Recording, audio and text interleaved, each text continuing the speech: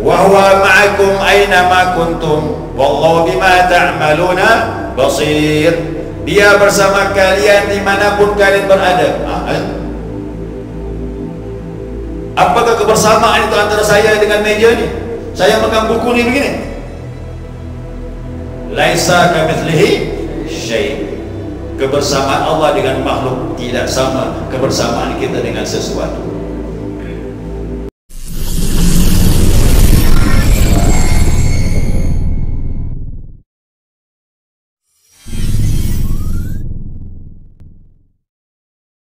Jangan lupa subscribe, like, and share.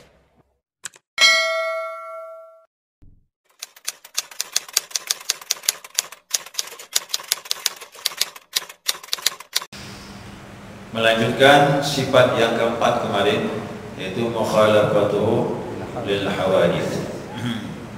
Dia tidak sama dengan makhluk. Ya, Allah Subhanahu wa taala tidak sama dengan makhluk. Sebagian sudah kita bahas, bahkan sebagian besar. Ya, sekarang sedikit lagi kita sambung pembahasan ini.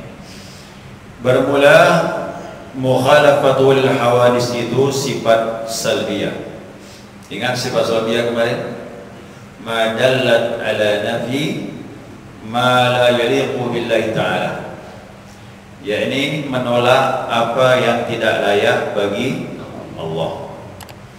Jadi apapun yang terlintas pada pikiranmu tentang Allah Subhanahu wa taala, baik zat, sifat dan perbuatannya,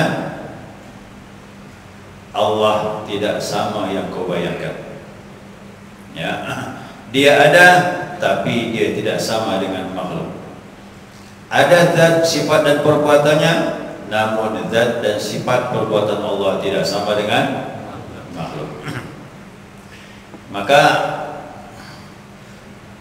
Ali bin Abi Thalib radhiyallahu anhu berkata dalam satu ungkapan, kullu ma yakhturu fi khayalika, segala apa yang terlintas dalam khayal pikiranmu, yatasawwaru fi dzalik halikun, yang tergambar dalam pikiranmu tentang Allah Subhanahu wa taala, halikun, itu semuanya binasa.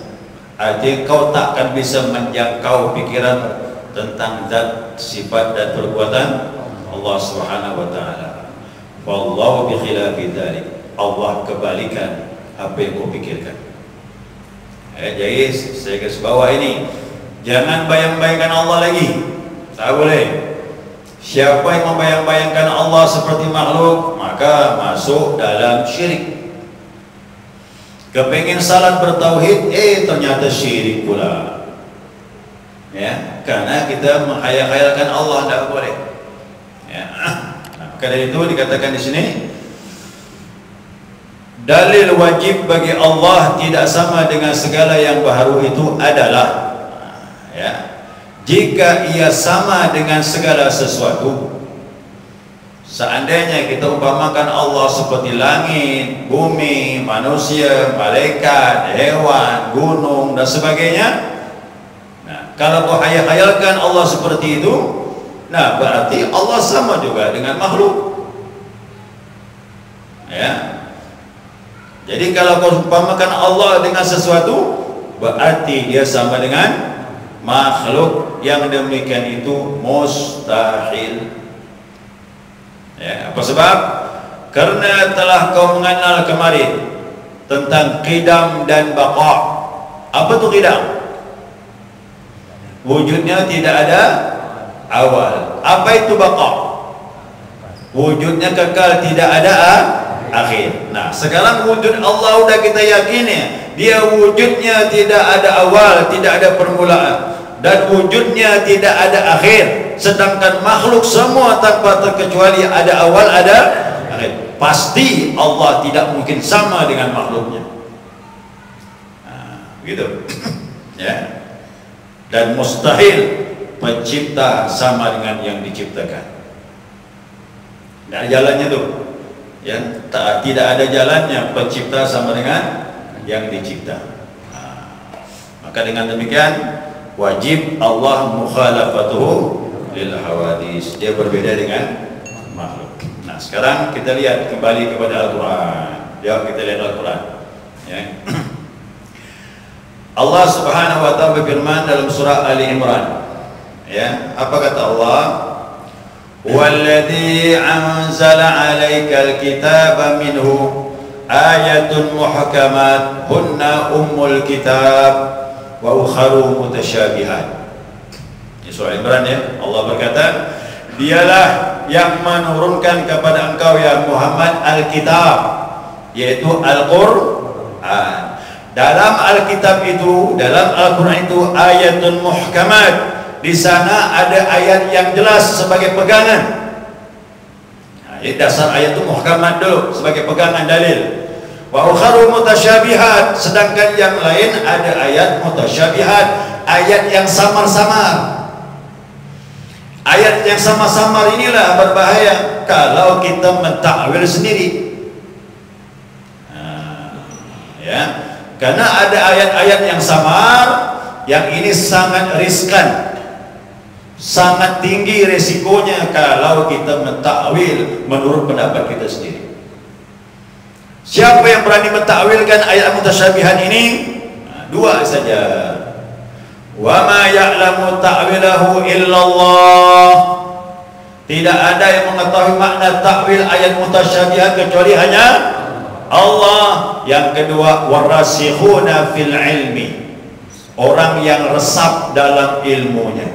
Kalau ilmu tak resap, jangan beranilah mentakwilkan ayat mutasyabihat.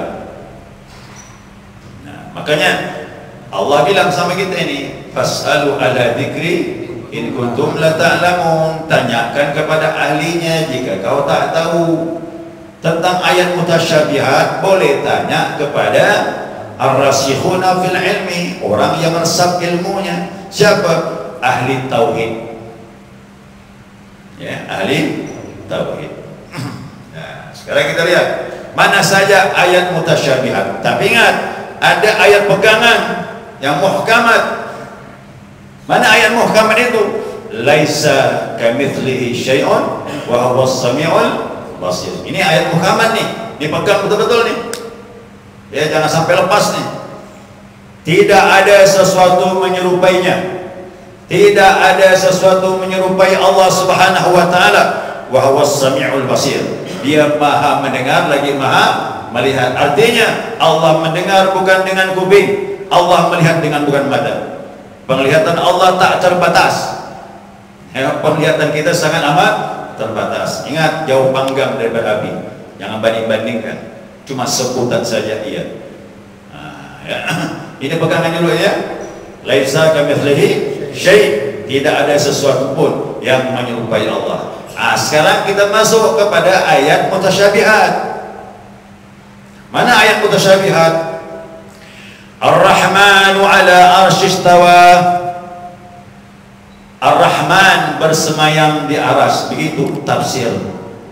Tafsirnya begitu. Bukan tafsir kitab tafsir dari Departemen Agama, tafsir kebanyakan ulama Indonesia mengartikan istawa itu adalah artinya bersemayam. Ada yang mengartikan duduk. Nah, kita lihat di sini. Ar-Rahmanu ala arsy istawa. Ar-Rahman itu bersemayam di aras. Ada yang mengartikan duduk di aras. Nah, sekarang kita lihat bagaimana pendapat ulama-ulama. Imam Malik. Nah, Imam Malik ini ditanya. Imam Malik itu guru Imam Syafi'i. Ya, Imam Malik guru Imam Syafi'i rahimallahu taala. Apa kata Imam Malik? Al-istiwa'u ma'lum. Makna istiwa itu telah diketahui. Orang boleh menafsirkan bersemayam, boleh mengartikannya duduk. Wal kaifiyatu majhulun. Adapun cara Allah tak diketahui. Ingat, laisa kamitslihi syai'. Allah tidak sama dengan sesuatu. Kalau ada kalimat yang berbunyi Allah duduk di aras, Allah bersemayam di aras, hati-hati. Bagaimana caranya tidak diketahui, karena Allah tidak sama dengan makhluk. Wal imanu bihi wajib. Beriman dengan ayat ini wajib karena firman Allah. Ingat, Al-Quran wajib kita imani. Tapi yang terakhir kata Imam Malik, was-su'alu anhu bid'ah. Yang bertanya tentang Allah duduk di aras, bid'ah dah tu, sesat dah tu. Ya. Ini kadang-kadang kita banyak berkuar-kuar orang lain sesat, kita benar. Kadang dia pun sesat juga. Dia meyakini Allah bertempat. Menurut mereka Allah memang duduk di aras, Allah bertempat di aras. Udah. Bertanya tentang bagaimana cara Allah duduk atau meyakini Allah di aras, udah bid'ah lah tu. Nah, jadi maka terbagi dua ulama, ada ulama salaf, ada ulama khalaf. Bagaimana ulama salaf? Ulama salaf itu 300 tahun setelah masa Nabi SAW, dan itu masa yang terbaik. Di antara mereka ada yang mentakwilkan, tapi banyak mereka tak berani mentakwilkan. Begitunya, bagaimana Allah bersama di aras? Dia bilang tidak diketahui, hanya Allah saja yang mengetahui. Dia tak berani takwil.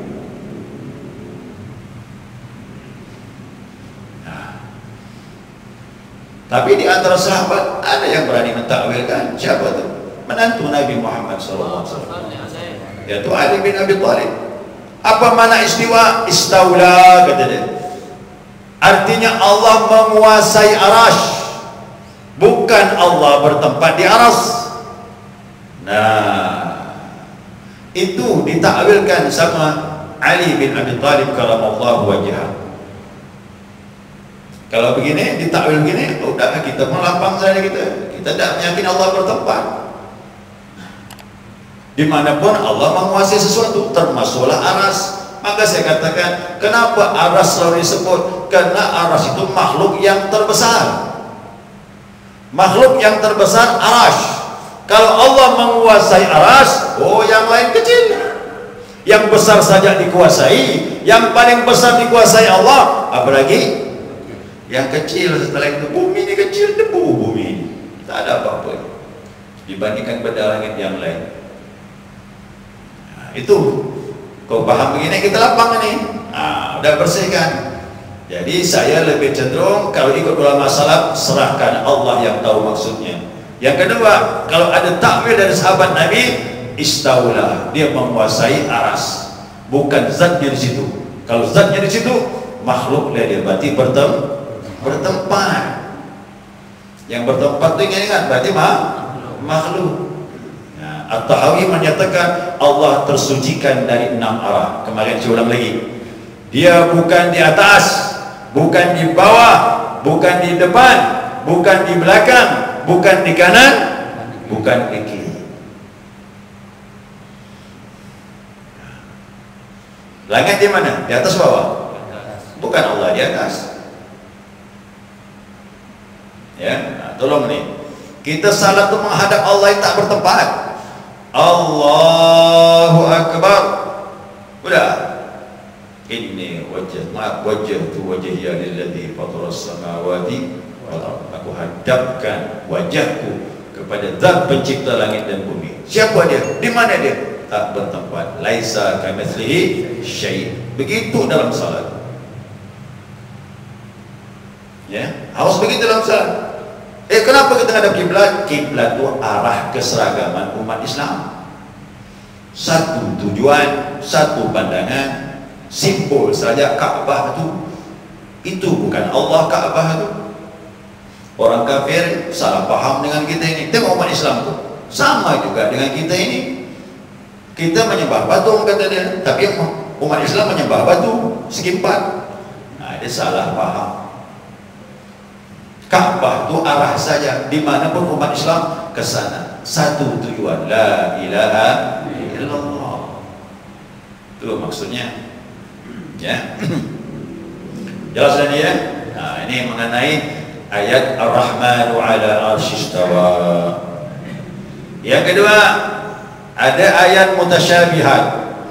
Kullu man 'alaiha fan wa yabqa wajhu rabbika dzul jalali wal ikram fa bi ayyi ala'i rabbikuma tukadziban. diulang-ulang itu kan surah Ar-Rahman itu.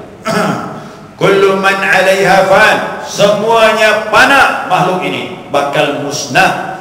Wa yabqa wajhu rabbika, yang kekal hanya wajah Tuhanmu. Ayo, apa Allah punya wajah? Hati-hati. Ulama salaf dia telah ditakwil makna wajah, serahkanlah kepada Allah. Allah yang lebih tahu. Tapi ada ulama yang berani takwil untuk menjauhkan jangan sampai salah paham. Apa takwil mereka? Wajhuhu diartikan wajah zat Allah.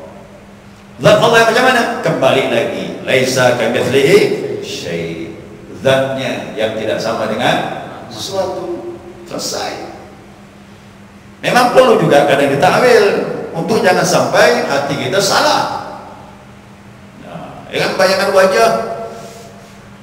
Ada orang belajar di tasawuf, kita ni Allah, kata dia. Benarlah sikit. Ya, hari-hari bercermin dia. Aku hadapkan wajahku kepada.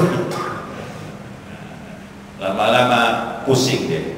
Udah pusing tak paham. Tak paham konslet. Udah konsletnya susah dibetulkan. Nah, makanya belajar ini pondasi nih. Jangan kaji tasawuf dulu.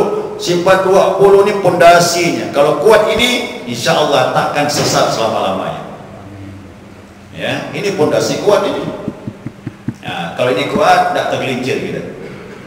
Nah, jadi jangan bayang-bayangkan. Nah, ya, wajah diartikan zat Allah Subhanahu wa Ta'ala. Kalau ditakwil menurut para ulama. Kalau tak ditakwil, serahkan kepada Allah saja. Masuk ayat berikutnya lagi. Wasna'il fulka bi'ayunina wa wahyina. Allah berfirman kepada Nabi Nuh alaihissalam. Apa kata Allah? Wasna'il fulka, buatlah perahu hai Nuh, bi'ayunina, dengan mata kami. Ayo ada tu. Ya, dengan mata kami, wa wahyina, dengan petunjuk kami, wahyu. Di sini ada kalimat mata. Apa Allah punya mata?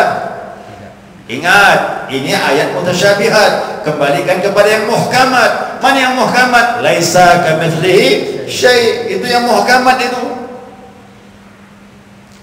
Ulama salaf ada yang serahkan kepada Allah makna mata ini. Dia tak berani takut.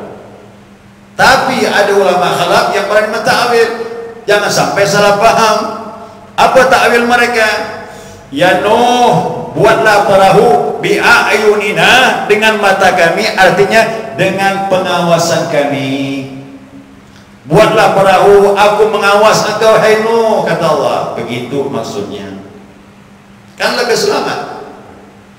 Nah, ini hati-hatinya yang bersabihan nih. Ya. Mana lagi? Wa huwa ma'akum aina ma kuntum wallahu bima ta'maluna basir. Dia bersama kalian dimanapun kalian berada. Apakah kebersamaan itu antara saya dengan meja ni? Saya megang buku ni begini. Laisa kamitslihi syai'. Kebersamaan Allah dengan makhluk tidak sama kebersamaan kita dengan sesuatu. Apa kebersamaannya? Zatnya yang tidak sama dengan sesuatu. Sifatnya yang tidak sama dengan sifat sesuatu. Begitulah ditakwilnya. Ada lagi ayat? Ada. Innal ladzina yubayyi'unaka innama yubayyi'una Allah yadullah fawqa aydihim. Orang yang berbaiat dengan engkau ya Muhammad, sesungguhnya dia berbaiat. Tahu baiat ke? Janji. Jadi ada sahabat-sahabat masuk Islam salam dengan Nabi. Ada yang tak salam tapi baiat, angkat janji. Siap taat kepada Allah, siap taat kepada Rasul. Makanya dalam tarekat itu ada baiat untuk mengamalkan suatu amalan. Dua saja janjinya. Taat sama Allah, taat sama Rasul. Tiga, tambah lagi, taat sama petunjuk guru. Itu ada baiat. Perempuan pun dibaiat di masa Nabi SAW. Allah berkata ini, apa kata Allah? Innal ladzina yubayyi'unaka, sesungguhnya orang-orang yang berjanji dengan engkau ya Muhammad, hakikatnya dia berjanji dengan Allah. Yadullah fawqa aydihim, tangan Allah di atas tangan mereka. Bahaya tu. Allah punya tangan kan? Kalau ulama salaf serahkan kepada Allah makna tangan. Tapi ulama khalaf dia takwil untuk menjaga hati kita. Jangan sampai salah paham. Apa makna yadullah fawqa aydihim? Tangan Allah di atas tangan mereka. Yang berani takwil menyatakan kuasa Allah di atas kuasa mereka. Karena tangan itu kan simbol kuasa. Kuasa Allah di atas kekuasaan mereka. Masya Allah. Jadi kalau dulu sahabat tuh begitu janji dengan Nabi, langsung janji dengan Allah. Dia tak boleh main-main. Dulu tak boleh main-main, sahabat janji dengan Nabi itu sama dengan ikat janji dengan Allah. Siapa yang melanggar janji, dia merugi. Dalam tarekat juga gitu, janji baik sungguh-sungguh mengamalkan sampai bertemu dengan Allah. Insya Allah dapat berkah dunia dan akhirat. Nah, begitu ya. Ada lagi yang menyatakan wajah rabbuka wal malaku saffan saffa, datang Tuhanmu dan malaikat bersaf-saf. Oh, gimana nih? Dari mana Allah datang tuh? Kan kita punya arah. Apa makna datang? Apakah Allah datang seperti kita ini? Tidak. Datangnya bukan Allah, datang perintah Allah. Takwilnya begitu. Ya, datang perintah Allah dan malaikat bersaf-saf. Jadi datang bukan Allah datang, tapi perintahnya. Begitu lebih selamat. Kalau tidak mau takwil, serahkan kepada Allah. Itu saja. Tapi ulama salaf, ulama khalaf tidak ada yang berpendapat Allah bertempat. Bukan. Ada pendapat ulama salaf, khalaf yang mengatakan Allah di aras, Allah bertempat di langit. Kalaupun ada hadis, ada ayat, harus ditakwil. Kalau tidak, dia akan bertentangan dengan ayat-ayat yang begitu banyak. Apalagi ada ayat yang luar biasa. Allah mengetahui gerak hati dalam jiwa. Kata Allah bilang, wa nahnu aqrabu ilaihi min hablil warid. Aku dekat kepadanya daripada urat nadi. Bingung lagi gitu. Ya kan? Bingung lagi.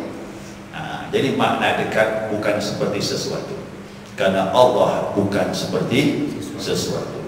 Ya, sucikan ia daripada segala sesuatu. Kemudian ada hadis. Satu saja hadisnya. Ada hadis yang mutasyabihat. Ada juga hadis mutasyabihat. Yang mana hadis mutasyabihat? Ya. Dalam sebuah hadis sahih dari Imam Muslim. Ya. Nabi bersabda, "Inna quluba bani Adam kullaha baina isba'in min asabi'ir rahman." Kata Nabi, sesungguhnya hati anak Adam itu berada di antara dua jari Ar-Rahman. Allah punya jari kan? Jadi jangan sampai beranggapan Allah punya jari. Ini hadis mutasyabihat.